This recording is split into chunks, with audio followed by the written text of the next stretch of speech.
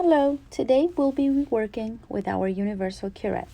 This is the Columbia 1314. This curette is a subgingival instrument and is designed for moderate calculus removal. This instrument is contraindicated in green stains because of underlying demineralized enamel. Our universal curette has a handle, a shank, and a working end. The blade of the curette has a round toe and two cutting edges, one on each end. The face of the blade is at a 90-degree angle to the terminal shank. When using this instrument, we use the modified pen grasp method. First, we place our thumb and index finger on the handle, forming a soft C.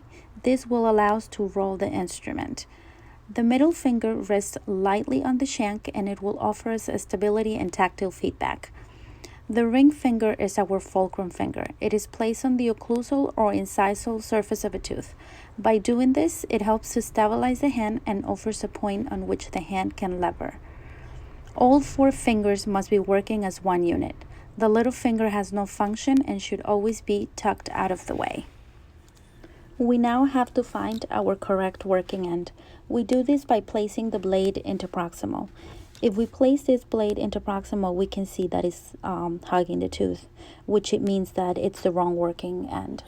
If we use the other side and we place it into proximal, we can see that the terminal shank stands in line with the long axis of the tooth. We can also verify this by looking at the B to the D method. So we now know that we have our correct working end. Once you have found your correct working end, if you're working on posterior teeth, you start at the most distal tooth forward. Your fulcrum must be positioned 1 to 4 teeth away from the tooth you're working on.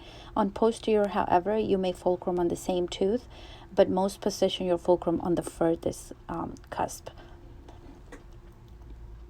I'm going to position my fulcrum. We use the toe third of the cutting edge against the tooth. So we're going to start at the distal line angle. We close the instrument towards the tooth at a 0 to 40-degree angle. We insert our instrument into the sulcus, and then we open away from the tooth such that the angle is 60 to 80 degrees. And then we activate our instrument by controlled overlapping strokes. So we go fully into proximal. Once we're fully into proximally, we've removed our working end, and then we place it again in the distal line angle. And our working end, we make sure that is pointing mesially. We close, we insert, we open away, and then we activate.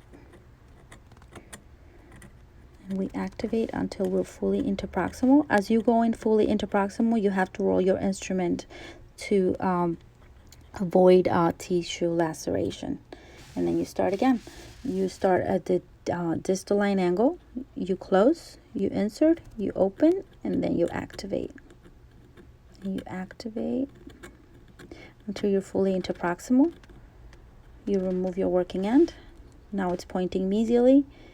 Close, insert, open away, and activate. You roll the instrument, and then you do the same thing. Start at the distal line angle, close, insert, open, activate. Distal line angle, close, insert, open, activate. Until you're fully interproximal. If you want to do the lingual of the quadrant 4, you're going to follow the same steps. You're going to position your fulcrum, and then you're going to start at the distal line angle. You're going to close, insert, open away, and then rock, rock, rock. Once you're fully into proximal, you're going to remove your working end, and then you're going to start again at the distal line angle, close, insert, open away, and rock, rock. Once you're going into proximal, you have to roll your instrument, and then you're fully into proximal, and then you go to the next tooth. Position your fulcrum, close, insert, open away, activate. Fully into proximal. You can come out, start at distal line angle, close, insert, open away, and activate.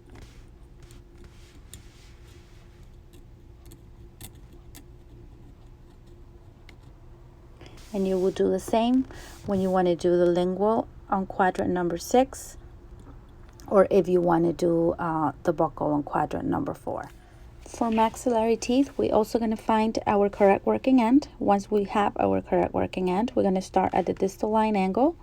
We're going to position our fulcrum, and then we're going to close, open away, and then activate. Once we're fully into proximal, then we come back to the mesial distal line angle. We close, we insert, we open away, and then we activate until we're fully into proximal. We roll, we roll, we roll. And then once we're fully into proximal, we go to the next tooth, position of fulcrum, close, insert, open away, and then go roll, roll, roll, roll. Once we're fully into proximal, we start at the distal line angle, close, insert, open away, and then activate until we're fully into proximal. And you do that until you get to the premolars, and you will do the same on the lingual. If you want to do the lingual on quadrant number 3, we're going to find our correct working end. Once we have our correct working end, we'll do the same with positional fulcrum. We start at the distal line angle, close, insert, open away, and then activate. And we start at the distal line angle, close, insert, open away, and then activate till we're fully into proximal. Start at the distal line angle, close, insert, open away, and then you start activating until you are fully into proximal. Start at the distal line angle, close, insert, open away, and activate. And you will do that until you do all your premolars, and you will follow the same steps for the buccals. When working on anterior teeth, the way we identify our correct working end is by the Pac-Man method. The Pac-Man method works that, the Pac-Man eats the way it goes. So if we place this, if we place our working end into proximally, we see that the Pac-Man it's eating towards away surfaces. If we use the other working end and we place it into proximally, we see that it's eating towards surfaces. Now that I have my correct working end for my towards surfaces at an 8 o'clock position, I would position my fulcrum and then start at the midline, close, insert, open away, and then activate. And then the next tooth, start at the midline, close, insert, open away, and then activate. You rock, and then you roll when you go into proximal. And then you go to the next tooth. You close, you insert, you open away, and then you activate until you're fully into proximal. You rock, and then you roll, and then you're fully into proximal. And then if you want to do the palatal, you would do the same. You identify your correct working end, and then you will position your fulcrum, and then you close, you insert, open, and then you will activate. And you will follow the same protocol for the anterior, for the mandibular towards surfaces.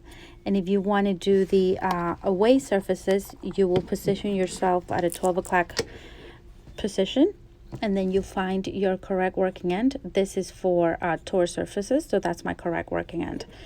When I do put this working end into proximal, is pointing towards away surfaces. So this is my correct working end. So you always start at, it's from canine to canine, and you always start at the midline of the tooth. You position your fulcrum. You close, you insert, you open away, and then you rock. You rock, you rock, you rock, you rock, you rock until you're fully into proximal.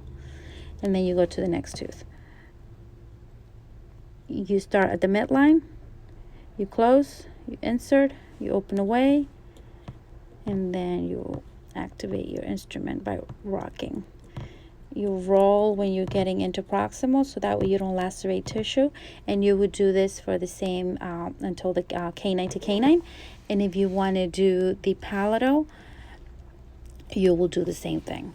You would find your correct working end, and then follow the insert, close, insert, open away, and then activate.